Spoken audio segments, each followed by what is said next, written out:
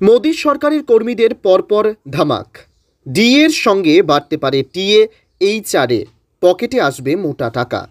কেন্দ্রীয় কর্মচারীদের জন্য সুসংবাদ দিয়ে বছরটি শুরু হচ্ছে।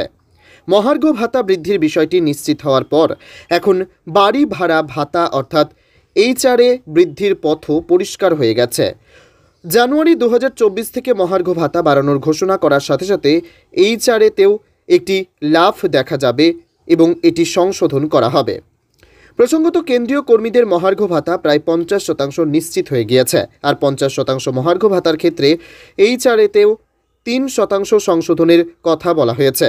কেন্দ্রীয় কর্মচারীদের জন্য নতুন এআইসিপিআই সূচকের সংখ্যাগুলি উৎসাহব্যঞ্জক। সূচকটি 139.1 পয়েন্টে পৌঁছেছে। এ নিয়ে মহার্ঘ ভাতার স্কোর বেড়ে হয়েছে 49.68%, অর্থাৎ 50% প্রাপ্তি নিশ্চিত।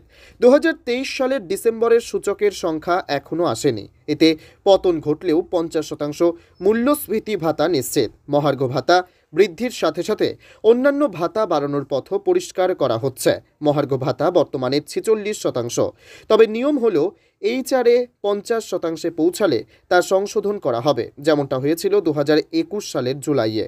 সেই সময় মহার্ঘ ভাতার 25% অতিক্রম করে এইচআরএ 3% সংশোধন করা হয়েছিল। সে সময় ঊর্ধ্বসীমা 24% থেকে বাড়িয়ে 27% করা হয়, কিন্তু এখন আবারও তা 3% বৃদ্ধি প্রায় নিশ্চিত।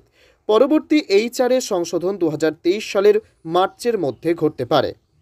ডিওপিটির মতে, কেন্দ্রীয় কর্মচারীদের বাড়ি ভাড়া ভাতা সংশোধনের সঙ্গে মহার্ঘ ভাতার সম্পর্ক রয়েছে। এইচআরএ বিভাগটি এক্স, ওয়াই এবং জেড শ্রেণীর শহর অনুসারে। এই ক্যাটাগরিতে বর্তমান হার 27%, 18% এবং 9%। এটি 1 জুলাই 2021 থেকে প্রযোজ্য। 2016 সালে সরকারের জারি করা স্মারকলিপি অনুসারে ডি এর পাশাপাশি পর্যায়ক্রমে এইচআরএ সংশোধন করা হবে। মহার্ঘ ভাতা 50% অতিক্রম করলে পরবর্তী সংশোধন করা হবে।